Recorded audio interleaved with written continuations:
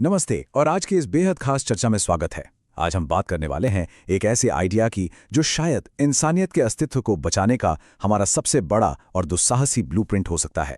इसे कहते हैं द क्रिसालिस प्रोजेक्ट। ये कोई हॉलीवुड की साइंस फिक्शन कहानी नहीं है, बल्कि हमारे भविष्य का एक बहुत ही सीरियस और साइंटिफिक खाका है। चलिए इसे समझते हैं। जरा एक पल के लिए अंतरिक्ष के घने अनंत अंधेरे में तैरते हुए एक ऐसे स्पेसक्राफ्ट की कल्पना कीजिए जो कोई आम रॉकेट नहीं, बल्कि पूरे का पूरा एक शहर है। जी हाँ, 58 किलोमीटर लंबा एक ऐसा शहर जिसमें अस्पताल हैं, स्कूल हैं, खेत हैं और यहाँ तक कि हरे भरे जंगल भी मौजूद हैं। इसी कमाल के कॉन्सेप्ट को जनरेशन शिप या क्रिसालिस कहा जाता है। ये कोई ऐसी फ्लाइट नहीं है जो कुछ घंटों या दिनों में मंजिल तक पहुंचा दे। बिल्कुल नहीं। ये एक आत्मनिर्भर मिनी प्लैनेट है जिसे इस तरह डिजाइन किया गया है कि सदियों और हजारों सालों की लंबी यात्रा में इस पर इंसान जन्म लें, अपनी पूरी जिंदगी बिताए और फिर उनकी आने वाली पीढ़ियां इस सफर को आगे बढ़ाएं। अब सवाल ये उठता है कि आखिर हमें इतने बड़े और मुश्किल प्रोजेक्ट के बारे में सोचने की जरूरत ही क्यों पड़ रही है? इसका सबसे बड़ा कारण हमारी अपनी पृथ्वी की बदलती हुई जलवायु से जुड़ा है।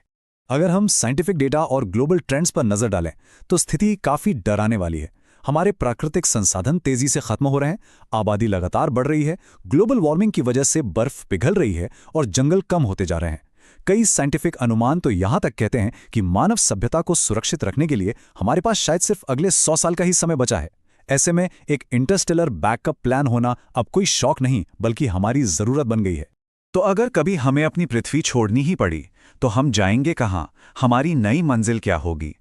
इसका जवाब हमारे सबसे करीबी स्टार सिस्टम के पास है, जिसे हम प्रॉक्सिमा सेंटोरी कहते हैं। यहाँ हम देख सकते हैं कि प्रॉक्सिमा बी नाम का ये ग्रह हमारे पृथ्वी से कितना मिलता जुलता है। पृथ्वी की ही तरह ये भी एक चट्टानी ग्रह है और सबसे अच्छी बात यह है कि ये अपने तारे के हैबिटेबल जोन में आता है। मतलब यहाँ का तापमान ऐसा हो सकता है कि पानी तरल अवस्था में मौजूद रहे। और एक और कमाल की बात, इसकी ग्रेविटी लगभग हमारी पृथ्वी जैसी ही है। इसका सीधा सा मतलब है कि वहां पहुंचने वाले इंसानों को ग्रेविटी में कोई बहुत बड़ा और परेशान करने वाला बदलाव महसूस नहीं होगा। लेकिन रुकिए, वहां पहुंचना इतना भी आसान नहीं है। अगर हम कोई ऐसा स्पेसक्राफ्ट बना भी लें जो वॉयेजर 1 से 60 गुना ज्यादा तेज चले, यानी 1000 किलोमीटर प्रति सेकंड की स्पीड से, तब भी प्रॉक्सिमा बी तक पहुंचने में हमें 1300 साल से ज्यादा का वक्त लगेगा। एंटी मैटर या ब्लैक होल जैसी एडवांस टेक्निकें अभी हमसे सदियों दूर हैं। और ठीक इसी असंभव सी लगने वाली दूरी और समय को मात देने के लिए एक ऐसा अंतरिक्ष यान चाहिए जो इंजीनियरिंग के सारे पुराने नियम बदल के रख दे। इस क्रिसालिस यान के आकार का अंदाजा लगाना भी सच में मुश्किल है। इसका कुल वजन करीब 2.4 अरब टन होगा। जरा सोचिए, ये आज के सबसे बड़े रॉकेट यानी स्पेसएक्स स्टारशिप से 5 लाख गुना ज्यादा भारी और 472 गुना ज्यादा लंबा होगा। ये अपने आप में एक चलता फिरता महाद्वीप होगा। अब जाहिर सी बात है, 58 किलोमीटर लंबा और इतना भारी ढांचा हम पृथ्वी की ग्रेविटी से तो लॉन्च नहीं कर सकते। तो फिर ये बनेगा कैसे? इसे पृथ्वी से 15 लाख किलोमीटर दूर स्पेस में ही लैग्रेंज पॉइंट 1 पर असेंबल किया जाएगा।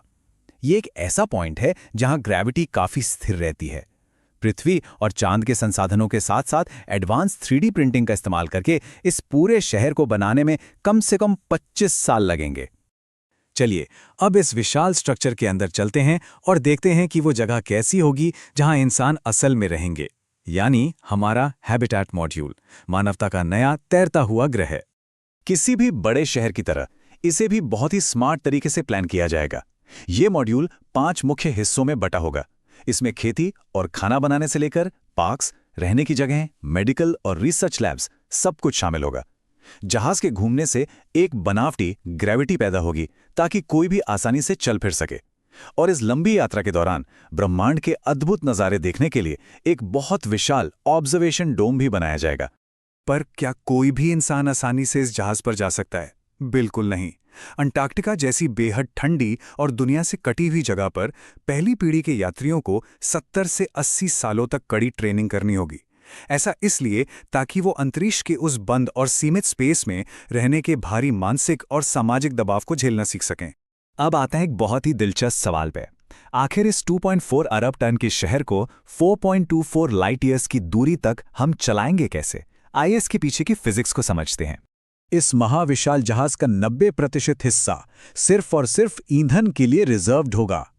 इसे चलाने के लिए हाइपोथेटिकल कमर्शियल न्यूक्लियर फ्यूजन का इस्तेमाल किया जाएगा, जिसमें हीलियम 3 और ड्यूटेरियम जैसे फ्यूल होंगे। ये सिस्टम इतनी अपार ऊर्जा पैदा करेगा जिसे सीधे बिजली में बदलकर जहाज को बिना रुके एक लगातार एक्सेलरेशन दिया जा सके। लेकिन ध्यान देने वाली बात यह है कि इसकी स्पीड अचानक से नहीं बढ़ेगी। पहले सेकंड में ये सिर्फ 0.1 मीटर प्रति सेकंड की रफ्तार पकड़ेगा। ये बहुत कम लगता है ना? लेकिन हर सेकंड स्पीड थोड़ी थोड़ी बढ़ती जाएगी। कुछ ही दिनों में ये सैकड़ों किलोमीटर प्रति सेकंड की रफ्तार पार कर लेगा और धीरे धीरे 3000 किलोमीटर प्रति सेकंड की सुरक्षित पीक स्पीड तक पहुंच जाएगा, वो भी अपने ढांचे को बिना कोई नुकसान पहुंचाए। और फिर अंतरिक्ष के सन्नाटे में 1000 से भी ज्यादा साल बिताने के बाद इस सफर का सबसे नाजुक और अहम पल आएगा, नए ग्रह पर आगमन। यहां एक नई और सबसे बड़ी चुनौती होगी ब्रेक लगाना। इस जहाज को अपनी स्पीड कम करने में ही पूरा 1 साल लग जाएगा। यह अपने खाली हो चुके भारी फ्यूल टैंक को अलग कर देगा और इंजन को रिवर्स दिशा में चलाएगा। 1 साल तक लगातार डिसेलेरेट करने के बाद यह सुरक्षित रूप से केवल अपने हैबिटेट मॉड्यूल को प्रॉक्सिमा बी की कक्षा में स्थापित कर देगा। जाहिर है, इस हजारों साल के सफर में पॉपुलेशन को कंट्रोल करना बहुत जरूरी होगा। सफर की शुरुआत सिर्फ 1500 लोगों से होगी और इस पूरी यात्रा के दौरान ये संख्या एक तय सीमा तक ही मैनेज की जाएगी। यहाँ सबसे बड़ा रोल आर्टिफिशियल इंटेलिजेंस का होगा, जो ये सुनिश्चित करेगा कि पहली पीढ़ी का जरूरी ज्ञान हजारों साल बाद की उस पीढ़ी तक सुरक्षित पहुंचे जिन्हें असल में नए ग्रह पर शटल को लैंड करना है। तो अंत में जैसे जैसे न्यूक्लियर फ्यूजन जैसी तकनीकें हकीकत के करीब आ रही हैं, एक बहुत बड़ा सवाल खड़ा होता है। क्या क्रिसालिस जनरेशन शिप हमेशा के लिए सिर्फ एक शानदार साइंस फिक्शन बनकर रह जाएगा, या फिर ये वाकई मानवता को बचाने का हमारा असली और अंतिम रास्ता बनेगा? जो ब्लूप्रिंट आज एक कल्पना लगता है, क्या वो भविष्य की सबसे बड़ी हकीकत होगा? इस अद्भुत वैज्ञानिक संभावना पर विचार जरूर होना चाहिए।